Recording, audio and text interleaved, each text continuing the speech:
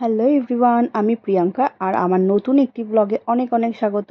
তো এত সুন্দর বৃষ্টি দেখে কি ভাবছেন কোন দিন বলুন তো? হ্যাঁ, ওই যে রেমাল না কে সেই আসার দিন। চারিদিকটা এত অন্ধকার হয়ে রয়েছে আর এমন বৃষ্টি শুরু হয়েছে, ওই যে রাত্রেবেলা ঝড় আসার কথা রয়েছে। আর এদিকে না আমি কি করেছি, গাছগুলোকে ভেতর দিক করে দিয়েছি। তবে বৃষ্টির জল পেয়ে গাছগুলো এত সুন্দর তরতাজা হয়ে রয়েছে। আর আমার লঙ্কা গাছটাতে কত ফুল এসেছে দেখতে পাচ্ছেন? ওইদিকে দেখুন কেমন সুন্দর লাল লাল লঙ্কাগুলো উঁকি মারছে। এর মধ্যে না দু রকমের লঙ্কা রয়েছে, একটা গোল আর একটা এরকম টাইপের।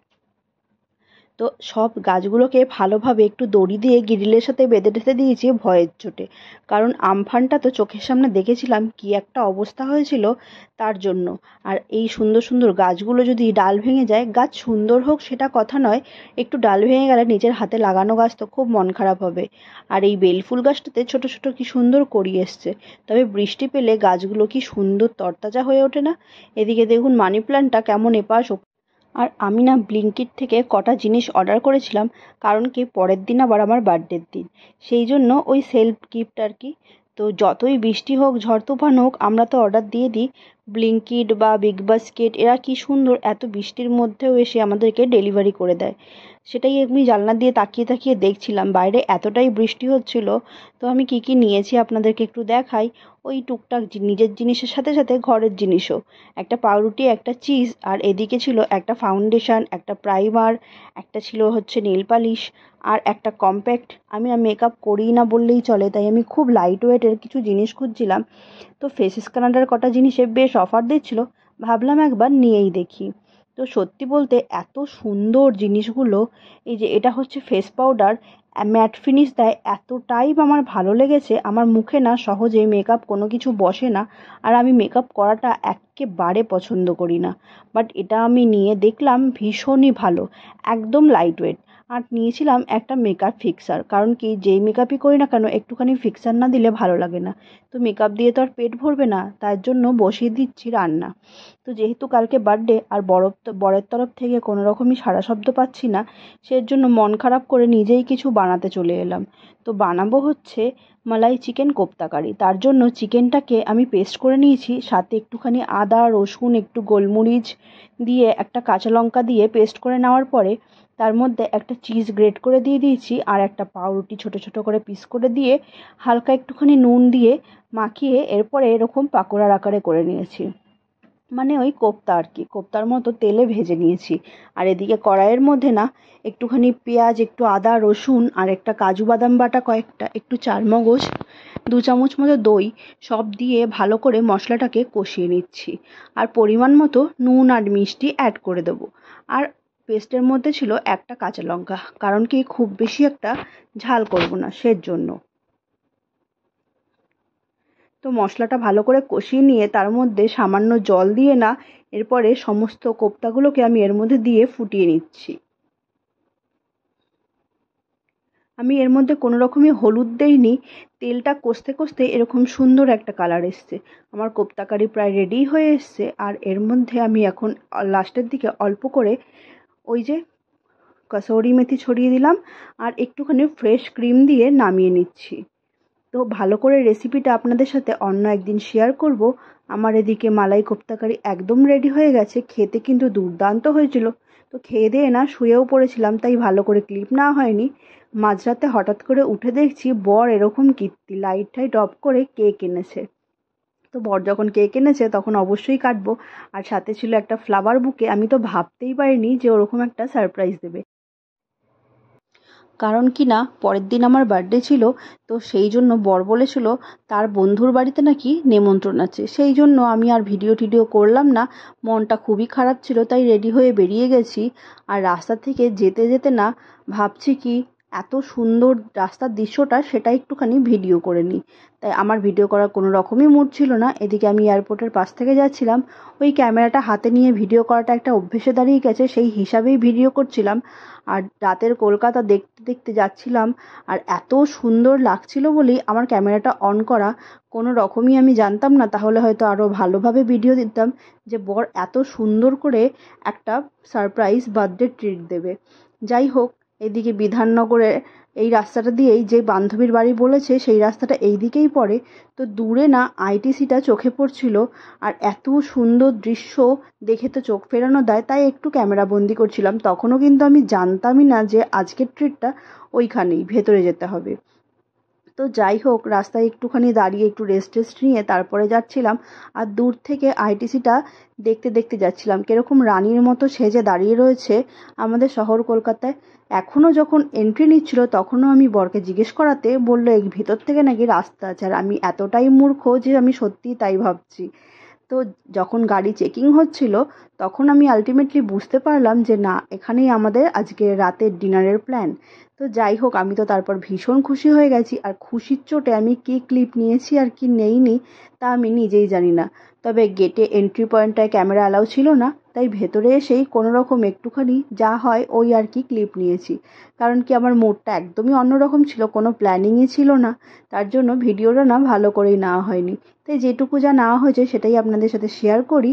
তো ভেতরে চলে আসলেই ওপর দিয়ে একটা সাদা রঙের সিঁড়ি চলে যাচ্ছে, দেখে না আমার কেমন একটা ফিল আসছিল স্বর্গের সিঁড়ি। তাই সেই দিকে আর গেলাম না, এদিকে চলে আসলাম খাওয়া দাওয়া করতে। আর এখন কর্তামশাই এন্ট্রি নিয়ে নিচ্ছে, ভেতরে ঢুকে যাব। প্রচুর রকমের আইটেম এখানে ছিল, আর আমি না কোনোদিনও কল্পনাও করতে পারিনি যে এখানেও আমাকে ট্রিট দিতে নিয়ে আসবে। তো যাই হোক, আসার পরে তো আমি খুশিতে একদম উৎফুল্ল হয়ে গেছি। কি খাবো আর কি ভিডিও করব কিছুই আমার মাথাতে আসছিল না খুশির চোটে।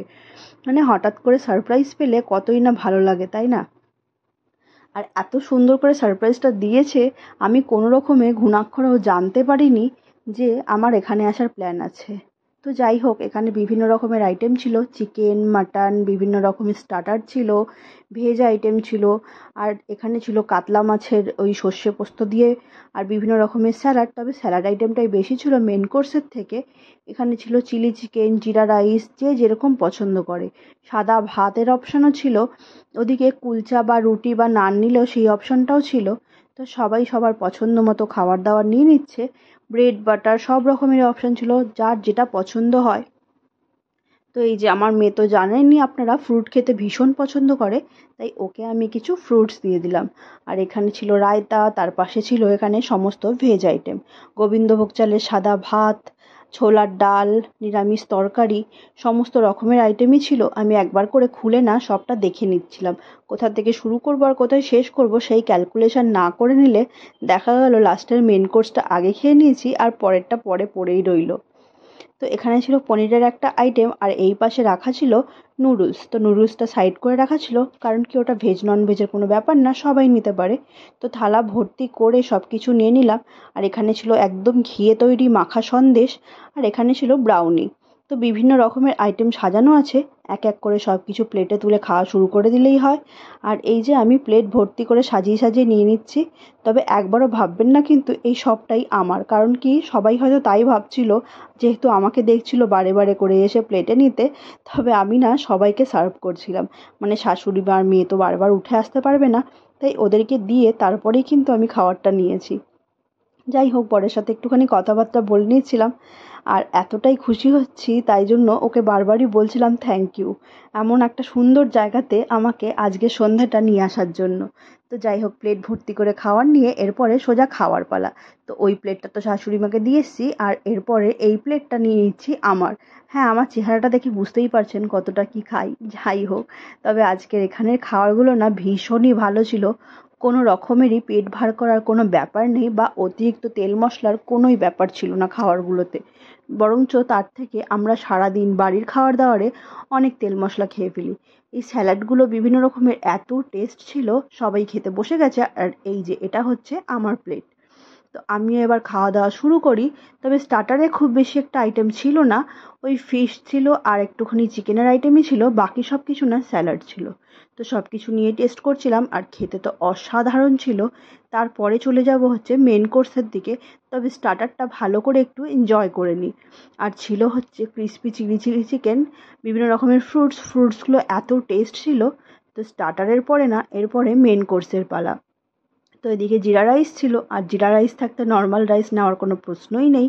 তো জিরা রাইস আর মাছ দিয়ে শাশুড়ি মাকে দিয়ে আসার পরে আমরা নিয়ে নিয়েছিলাম মাটন। আর একটুখানি চিকেন। তো মেন কোর্স খুব একটা বেশি খাওয়ার ইচ্ছে হচ্ছিল না, তারপরে সোজা চলে গেছি হচ্ছে ডেজার্টের দিকে। ডেজার্ট শেষ করতে না করতেই এদিকে আমার সারপ্রাইজের বার্থডের কেকটা চলে এসেছিল। তো আমি এতটাই খুশি হয়েছিলাম যে কি বলবো আর কি বলবো না কিছুই বুঝে পাচ্ছিলাম না। এখনও আমি ভিডিওটা যখন আবার প্লে করছি সত্যি আমার মুখের থেকে ভাষা বেরোচ্ছে না, এতটাই ভালো লেগেছিল। তো যাই হোক, পেট একদম ভর্তি হয়ে গেছে, তাই এই কেকটা কেটে খাওয়ার মতো একদমই পেটে জায়গা নেই। ওই ফর্মালিটি করার জন্যই একটুখানি কাটবো, তারপরে পুরো কেকটাই না প্যাকেট করে সোজা বাড়ি নিয়ে চলে যাব। তো খুবই অল্প একটুখানি কেক কেটে আমি সবাইকে একটু খাইয়ে দিলাম। আর এখানে না সবাই আশেপাশ থেকে হ্যাপি বার্থডের গান গাইছিল, তবে আমি দিতে পারলাম না ভয়েসটা, কারণ কি সাইডে আবার মিউজিক চলছিল। তো ওই যে কপিরাইটের ভয়, সেই জন্য আর কি। তো কেক একটুখানি বরমশাইকে খাইয়ে দিয়ে আর একটুখানি মেয়েকে খাইয়ে দিলাম। বাকি কেকটা না পুরোটাই পার্সেল করে বাড়িতেই নিয়ে চলে আসব, কারণ আজকে কারোর পেটে একটুও জায়গা নেই যে পরে আর একটুখানিও কিছু খাবো। তো খাওয়া দাওয়ার পরে এখন বেরিয়ে যাচ্ছি বাইরে। এদিকে বড়মশাই বিল পে করুক, আমরা একটু ওয়াশরুম থেকে ঘুরে আসি। আর এই যে পাশের দোকানটা দেখতে পাচ্ছেন, এখানে বিভিন্ন রকমের চকলেট, পারফিউম সব কিছু রয়েছে। আপনারা যদি চান কাউকে গিফট করতে, অবশ্যই এখান থেকে কিনে গিফট করতে পারেন। তো আমি চলে এসেছি এবার ওয়াশরুমে। ওয়াশরুমটাও এত সুন্দর, নিট অ্যান্ড ক্লিন, ভীষণই সুন্দর। আর এখানে রয়েছে বেসিন পরপর লাইন দিয়ে, আর সাথে দেওয়া রয়েছে টিস্যু ফেলার জন্য একটা সুন্দর ডাস্টবিন। আর তার সাথে পাশে আবার রয়েছে হাত শুকানোর জন্য একটা ড্রায়ার। তো হাতটা যতই মুছি একটুখানি হাতটা শুকিয়ে নিয়ে তারপরেও পাশে আমি দেখাচ্ছি আরও কী কী রয়েছে। আপনারা যদি বাচ্চা নিয়ে আসেন, ডাইপার চেঞ্জিং স্টেশনও রয়েছে, এখানে ক্লথ চেঞ্জিং স্ট্যান্ড রয়েছে, একটা মিরর দেওয়া রয়েছে, সুন্দর সাজানো গোছানো একটা বাথরুম। অবভিয়াসলি 5 স্টার বলে কথা, সুন্দর তো হতেই হবে। তো যাই হোক, আমি একটুখানি হোটেলটা দেখালাম, তো হোটেলের সাথে সাথে একটু বাথরুমটা দেখাবো না, সেটা কি হয়। তো চারপাশটা না ভিডিও করার পরে এরপরে আর খাওয়া দাওয়ার পরে আমি বেরিয়ে যাচ্ছি। আর তবে এত খেয়েছি, এখন আর গিয়ে সোজা গাড়িতে ওঠার মতো একদমই অবস্থা নেই, তাই বাইরেটা একটুখানি রেস্ট নেব এবং তারপরেই এখান থেকে যাব।